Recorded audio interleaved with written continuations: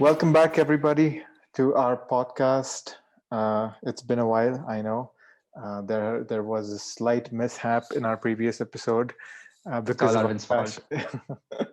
Because of Akash, we lost the recording, so I guess you'll never know what we spoke about. Uh, so, how are you doing today, Akash? Are you I'm good, man. I'm good. Just pumped about yesterday's Tesla Bitcoin news. okay? Still sort of feeling the after effects of that. What about you? Yeah, me too. I'm also pumped about the whole Bitcoin price going up. Uh, it's crazy. Talking about today's episode, today we're talking about a book, which is called, wait, what is it called, Akash? It's called, and you will not forget the name of this book. It's called So Good They Can't Ignore You by Cal Newport. It's Yes. a book about, it's a book about passion, skills, and finding the right career, not by telling you that this is the right one, but by helping you build the right one wherever you are. And I think this is sort of a very important book for this particular day and age when everybody's trying to build their own niche in their own sector in their own industry. And this was a fantastic read for both of us. So, does this book fall under the self-help category, according to you, or which category do you think this falls under? I self-help because I think it's been commoditized a lot by a lot of people. I think the better word to be used, at least in my opinion, is self-improvement.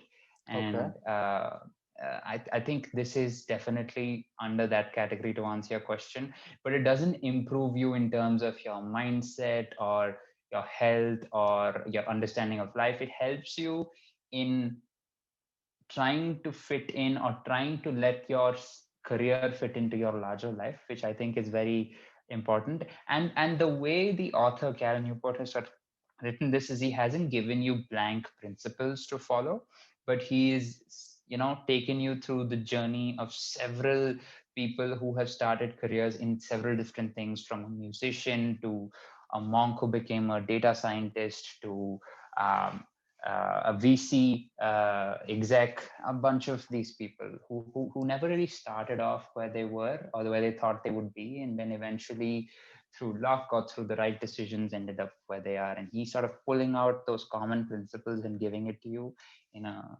very nice little book. Okay. So just an FYI before we move further, Akash has read the book. I haven't. I have only read the summary, but apparently these days that's all that is required for you to have a long form conversation about anything or a debate about anything.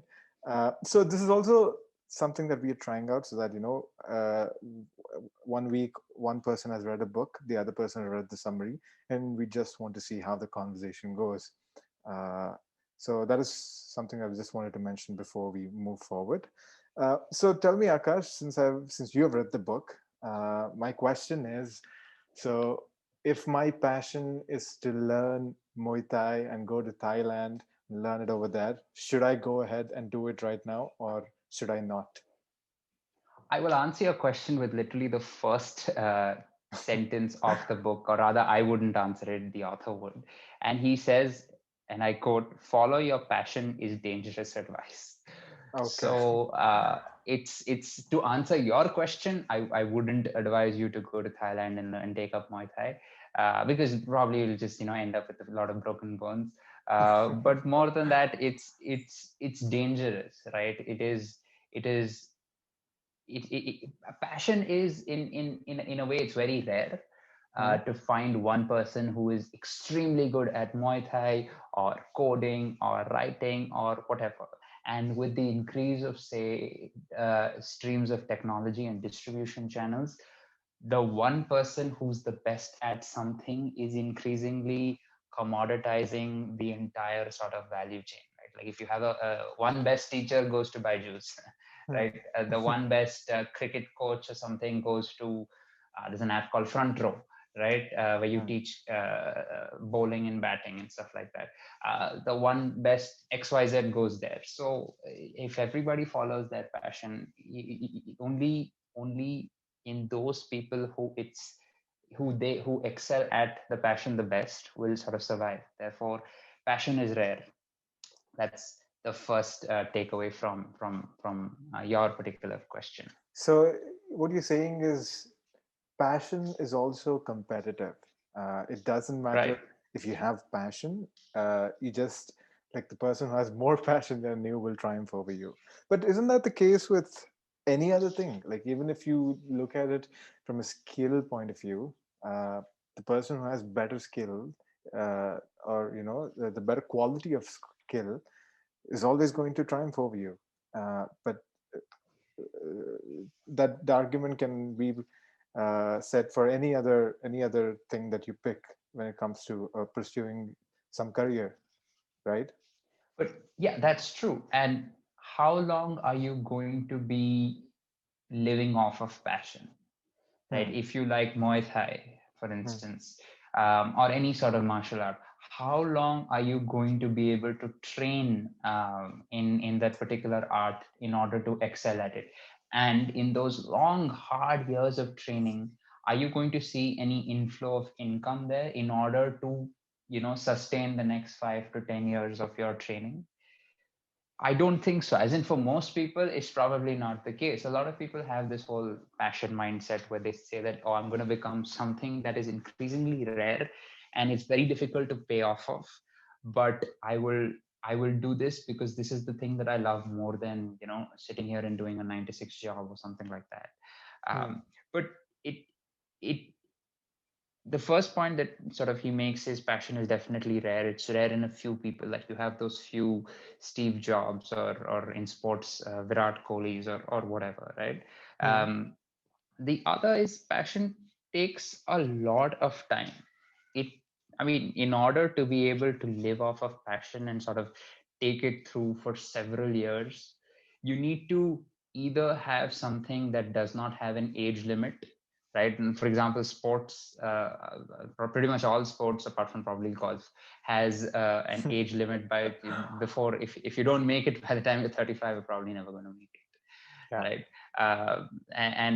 If you haven't made it by 25, like we're 25, we're never going to play for the country in any sport, Hmm. right? Well, I don't know. I think we just might, man.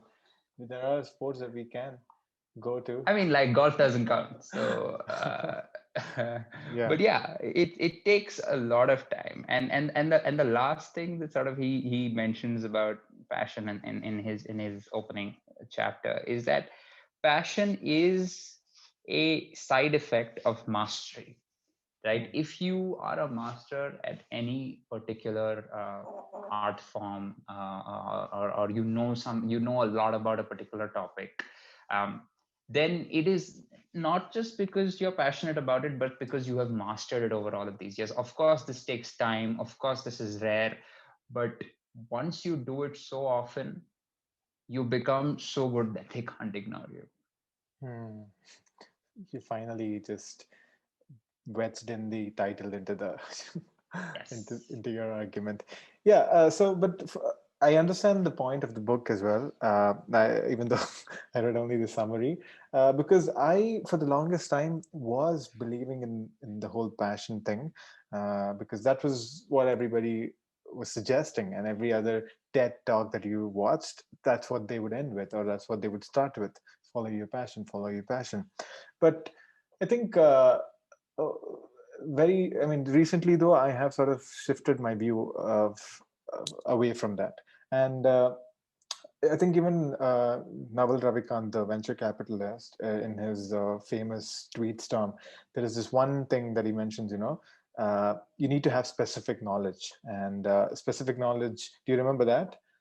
So he says specific knowledge is that knowledge that you cannot be trained for.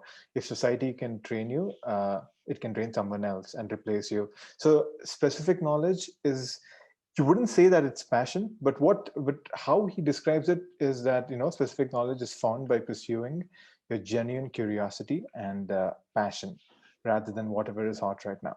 But the argument in the book is that I mean, at least from the summary that I read, it's that you have to follow what is hot right now, right? Or am I getting it wrong? I mean, you have to follow what is required by the world. You don't have a skill that the world pays for. The world needs a skill that you learn, Hmm. right? If I learned alchemy right now, nobody Hmm. will pay for that, right? But if I learned coding, everybody would. So you need to understand. I mean, what he says is you need to understand what the world wants, and take that skill or an adjacent skill that you have mastered. For instance, if I know how to write, then maybe my writing can include some really nice graphical elements with a little bit of design that can sort of supplement my writing. If I know how to code, probably can add some complementary element to that to sort of get that one level above. Similarly, for these other sorts of skills that we have developed over these years. So what he says is we all have a few base skills, right? Hmm. And that may be different things on different levels, and we may be better at certain base skills than others. So for instance, an engineer like yourself is significantly better than coding than myself. So you have that base skill that you can sort of develop over. So you can add to that base skill something else that you want in order to get the career that you desire. Hmm.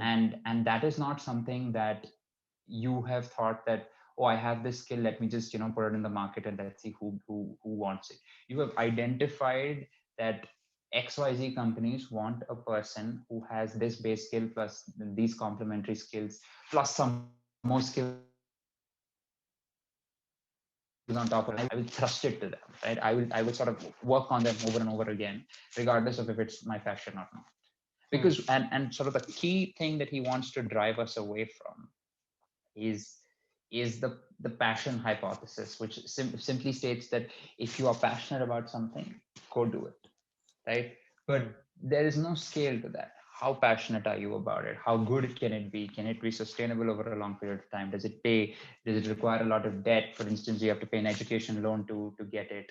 All of these things. So if all of these things are driving your passion hypothesis, and he says very clearly, the passion hypothesis is not just wrong; it's dangerous to a lot of people.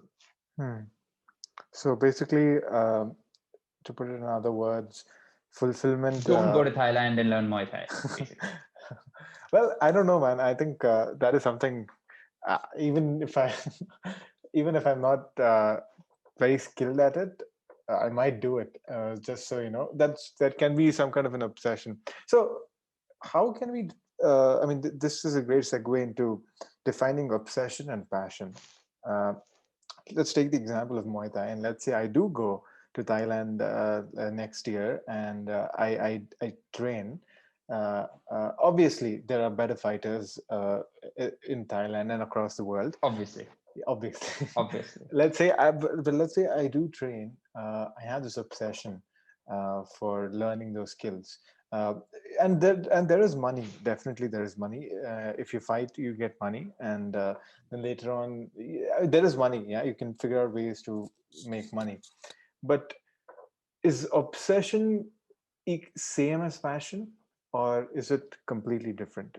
Like I'm obsessed with learning those skills, and mastering that sport. Yeah, or rather than having. I mean, I don't know. Does it feel the same to you, obsession and passion?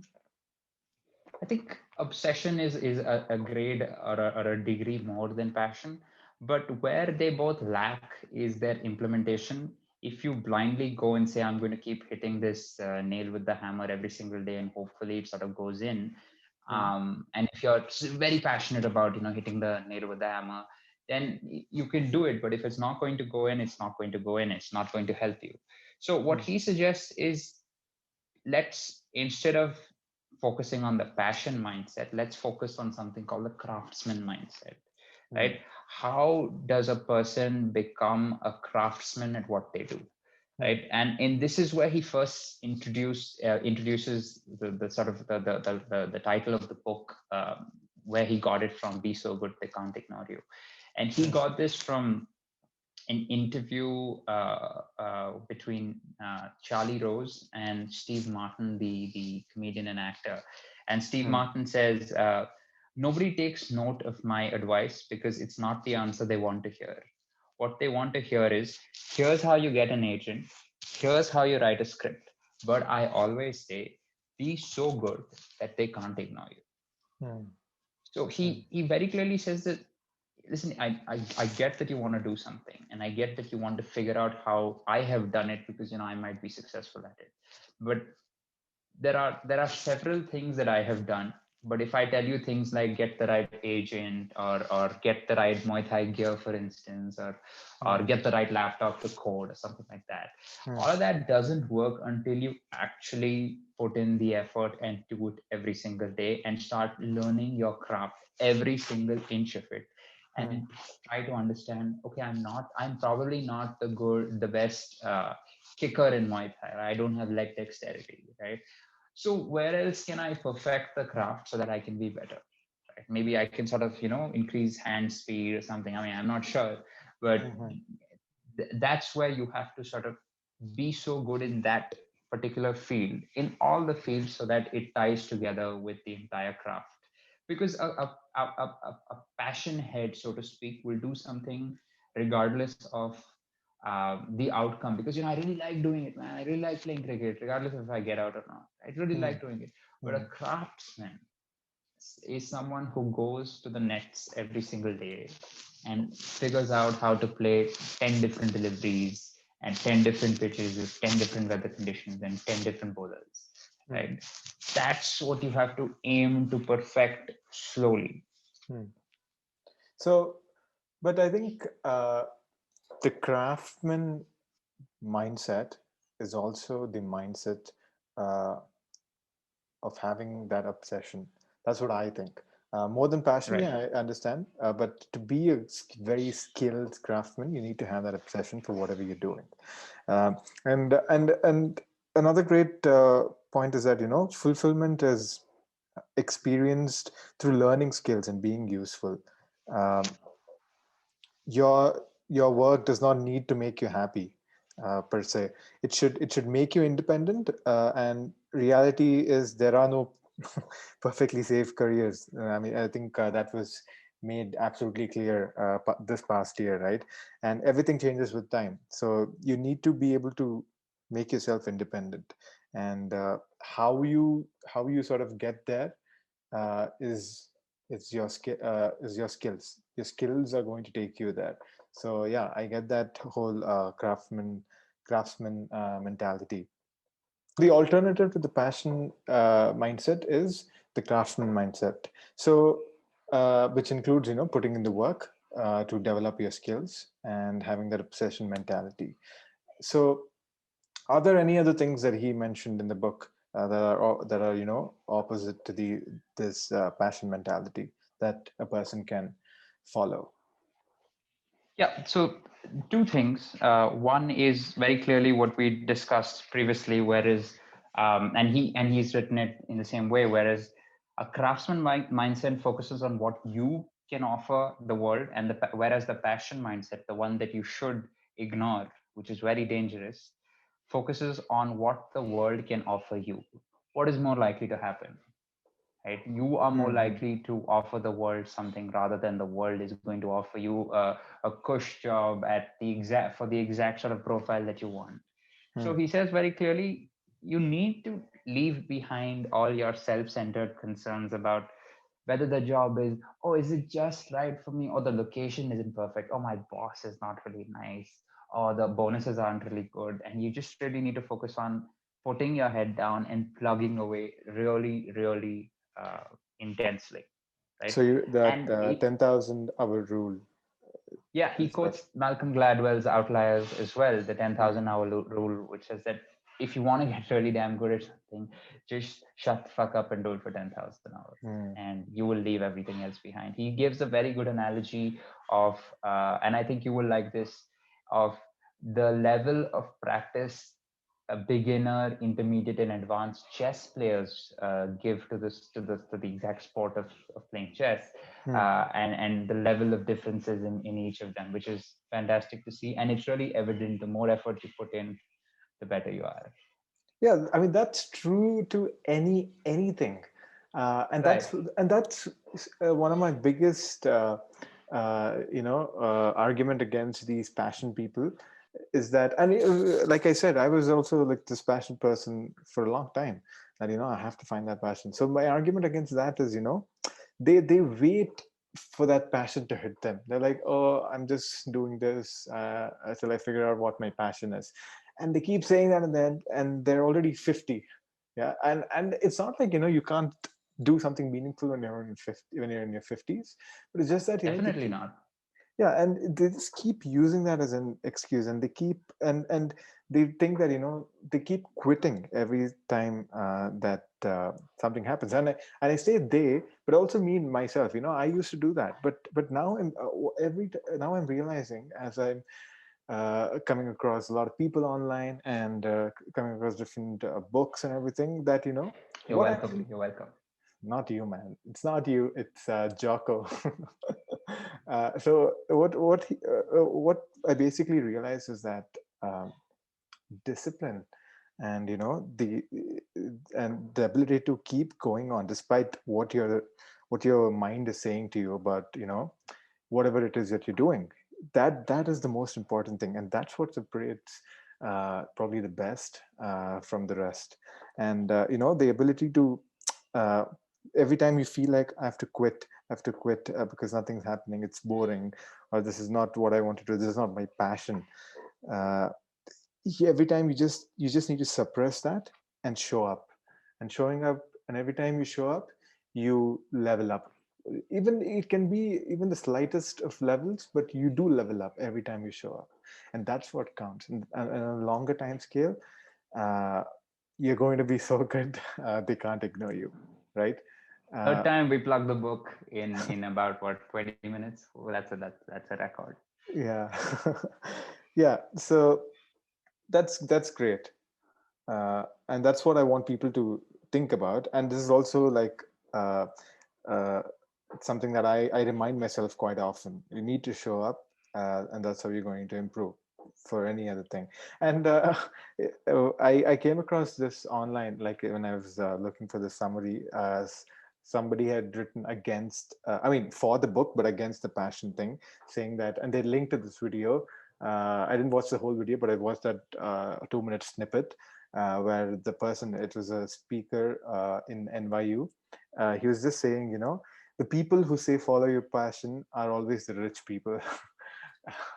And that makes a lot of sense. Think about it, because every one of these keynote things and all, follow your passion. Even Steve Jobs in his Stanford keynote address, that's what he says, right? You got to follow your passion. And in the book, I think in Yes. the very first chapter, the author sort of dismantles the whole thing, saying that even Steve Jobs did not follow his passion. Like his passion was to Yeah, he be. went to India, then he came back after a year or so, and then started, Apple Yes. computer, or something that led to Apple computers.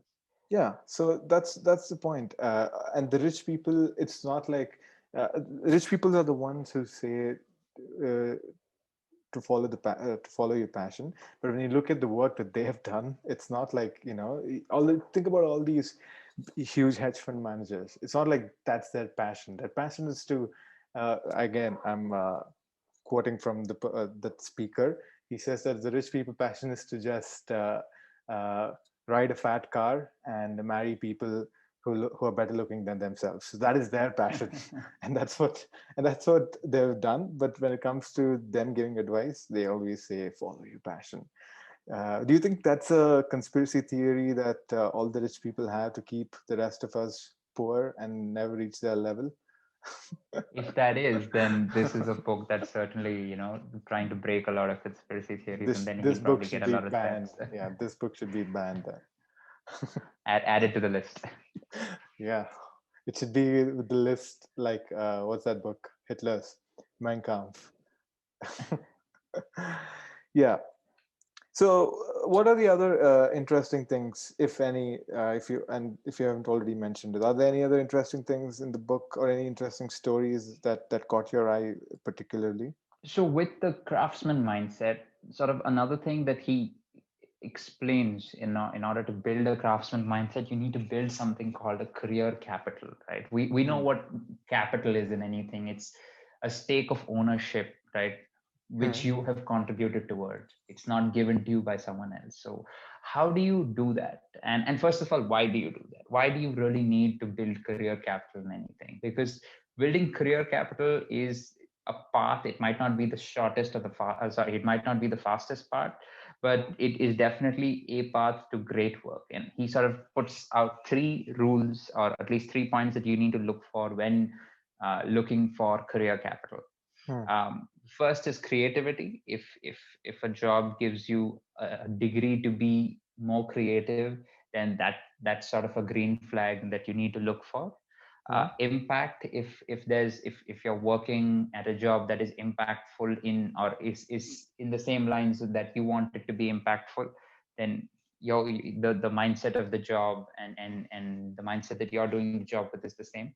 And the third, and this is the most often forgotten one, is control. Hmm. If you have the ability to control your own outcomes, goals, milestones, etc., and obviously these goals, milestones have to be in line with what the organization wants, then that really helps you build a lot of career capital. And he sort of explains this in a chapter which I really like. It's called why you should turn down a promotion, Oh, right? And interesting. Catchy and name.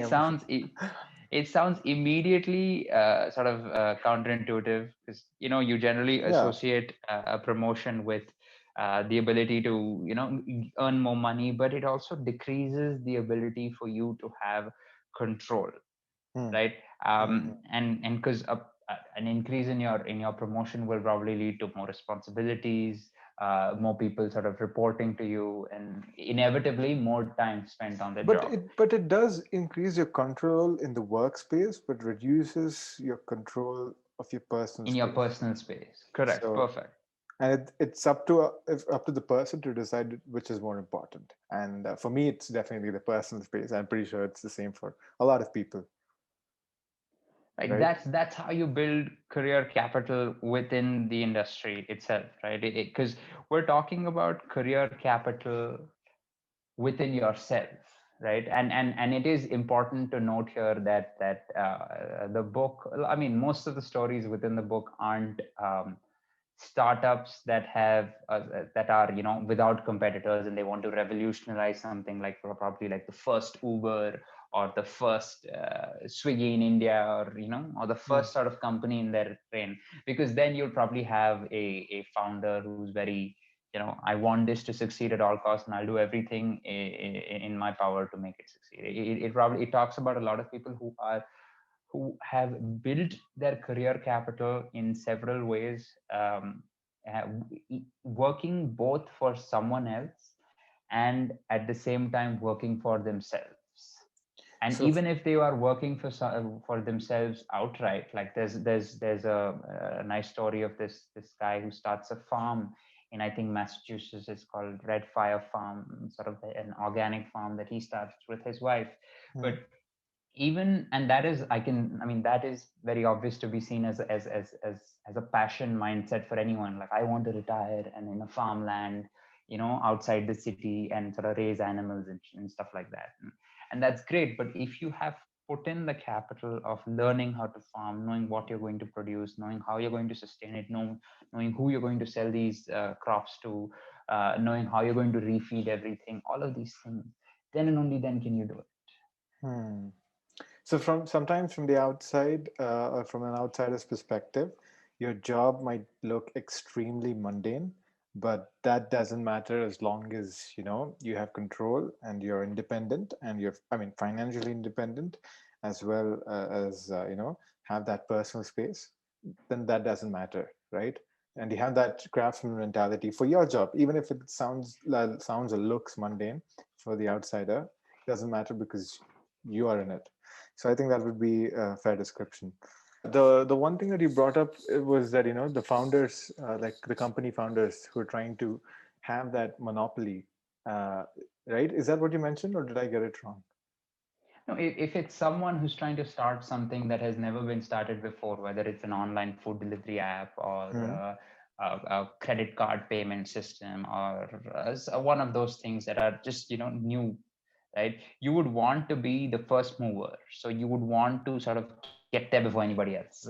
And if you're monopolized, maybe not monopolizing is a bad word, but if you're just trying to sort of get everybody on your platform as quick as possible, then I don't think you would really care about having and not having enough control, right? Hmm. If you're sort of you're diving headfirst into this job or into this role, then just go for it.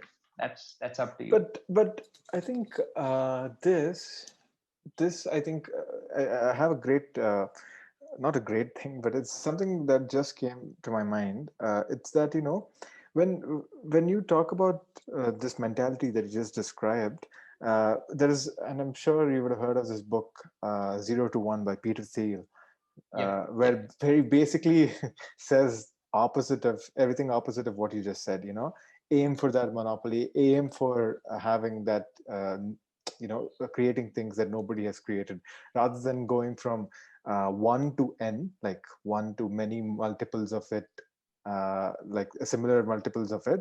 Go from zero to one, right? Something that did not exist to something that is existing. So that again and again, I think about people like high achievers, and high achievers not in terms of financial success, but in terms of people who have actually provided value to society. And the first person that obviously comes to my mind is Elon Musk, right? Do you think uh, he falls under the passion category? Because from outside it does look like he falls under the passion category, because everything that he wanted to do, it has sort of come out of passion. That he wanted to do, he wants to take humans out of Earth and be a multiplanetary species. And the same with Tesla. He has that passion. Or do you think we are wrong, or I'm wrong in assuming that there is still that some sort of a, like he's still uh, there's that definitely there's obsession, but did it stem from passion is my question. What do you think about that? I, I think Elon Musk is a good example because he's someone who's succeeded at several things, Hmm. and it's very unclear to say he's the most passionate about one of them, Hmm. right? He's probably passionate about advancement of technology in all forms, whether it's with payment initially, cars, uh, flamethrowers, whatever, right? Hmm. He's really passionate about technology, and in order to get that going, he had to sort of craft a lot of things initially, right? He Hmm. had to get good at several things at once, and he spent a lot of time learning about all of those things. and Hmm. and it is also the question of doing deliberate practice over and over and over again, right? And Hmm. the author very clearly says is you in order to build that craftsman mindset, you have to be willing to put a lot of deliberate practice over and over again, Hmm. and until you reach a point where you're at a stage where, as we've mentioned three times before, they can't ignore you, right? And at that point, yes, there's probably no room for building a career and a personal life. It's all in one, right? Because Elon Musk is so busy that his personal life probably takes a backseat to his company and his other company and his other company and his other company, Hmm. right? So at that point, maybe in order to build in order to turn down a promotion, wouldn't probably be his thing. He'll probably start another company instead of turning down a promotion. Hmm. Okay. So, and again, like we mentioned earlier, all these rich people, when they say follow your passion, maybe they didn't do it in the first place, right?